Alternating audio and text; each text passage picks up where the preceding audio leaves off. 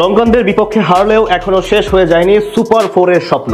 সমীকরণ বলছে এখনো বেশ ভালোই সম্ভাবনা আছে টাইগারদের সামনে। তার জন্য অবশ্য চেয়ে থাকতে হবে আফগানিস্তানের বিপক্ষে ম্যাচে। সেখানে ভালো করতে পারলেই হতে পারে বাজিবাদ, সাথে মিলতে হবে পয়েন্ট টেবিলের হিসাব নিকাশ। সব মিলিয়ে বাংলাদেশের সুপার ফোরে ওঠার সমীকরণ নিয়ে বিস্তারিত জানবো রিপোর্টে। হংকংয়ের বিপক্ষে ম্যাচ জিতলেও শ্রীলঙ্কার বিপক্ষে আজ ব্যাটারদের পারফরমেন্স ছিল একেবারে নাজেহাল। মাথা তুলে দাঁড়ানো তো দূরে থাক, কিছুই করতে পারেনি লিটন দাসের দল। জাকের আলী ও শামীম পাটোয়ারি মিলে লড়াই করলেও ম্যাচ জয়ের জন্য যথেষ্ট ছিল না সেটি।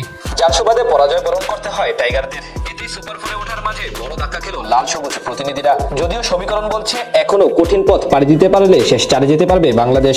আকাশ সমান স্বপ্ন নিয়ে এশিয়া কাপ খেলতে গিয়েছিল বাংলাদেশ ক্রিকেট দল। প্রত্যাশা ছিল অন্তত সেমিফাইনালের পথ পাড়ি দিবে টাইগাররা। সেই মিশনে প্রথম লড়াইয়ে হংকংকে রীতিমতো উড়িয়ে দিয়ে শুভ সূচনা করেছিল লিটন বাহিনী। সেই ম্যাচ জয় পাওয়ার পর আজ লঙ্কানদের বিপক্ষে ম্যাচ নিয়েছিল পাহাড় সমান প্রত্যাশা, কিন্তু সেটা ধুলোয় উড়িয়ে দেয় ব্যাটারদের পারফরমেন্স। তাই এখন স্বাভাবিকভাবে সুপার ফোরে ওঠার পথ অনেকখানি কঠিন হয়ে গেল বাংলাদেশের জন্য।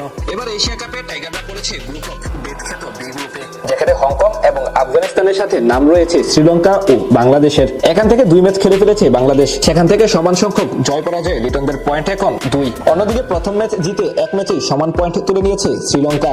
বি গ্রুপের বাকি 2 দল হলো আফগানিস্তান এবং হংকং চায়না, যেখানে টুর্নামেন্টের উদ্বোধনী ম্যাচে মুখোমুখি হয় তারা। সেখানে হংকংকে হারায় রাশিদ খানের দল। এরপর বাংলাদেশের বিপক্ষেও হারে তারা। অর্থাৎ টানা 2 ম্যাচ হেরে এরই মাঝে আসর থেকে এক প্রকার বাদ পড়ে গিয়েছে হংকং চায়না। তাদের পয়েন্ট -2.889। অন্যদিকে আফগানরা প্রথম ম্যাচ জিতে আছে বেশ শক্ত অবস্থানে। এক ম্যাচ জিতে তাদের পয়েন্ট 2 এবং নেট রান রেট আছে 4.70।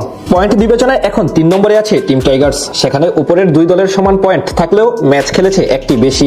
বাংলাদেশের পরবর্তী ম্যাচ আছে রাশিদ খানদের বিপক্ষে। সেটিতে জয় ছাড়া আপাতত কোনো বিকল্প নেই, এমনকি রাখতে হবে বড় ব্যবধান। তবে এরপরেও চেয়ে থাকতে হবে শ্রীলঙ্কা ও আফগানিস্তানের লড়াইয়ে। সেখানে অবশ্যই শ্রীলঙ্কাকে হারাতে হবে হংকংকে এবং আফগানিস্তানকে। অর্থাৎ বাংলাদেশ যদি রাশিদ খানদের হারায় এবং শ্রীলঙ্কা যদি সবগুলো ম্যাচে জিতে, তাহলে টাইগাররা সুপার ফোরে উঠে পড়বে কোনো সমীকরণ ছাড়া। আবার যদি শ্রীলঙ্কা আফগানদের বিপক্ষে হেরে যায়, সেক্ষেত্রে আবার পরবর্তী ম্যাচে লিটনদের বড় জয় পেতে হবে নেট রান রেটের হিসাব মিলাতে। তাই স্বাভাবিকভাবে এখন টাইগারদের চেয়ে থাকতে হবে শ্রীলঙ্কার দিকে, পাশাপাশি শক্তভাবে পরবর্তী ম্যাচে কামব্যাক করতে হবে।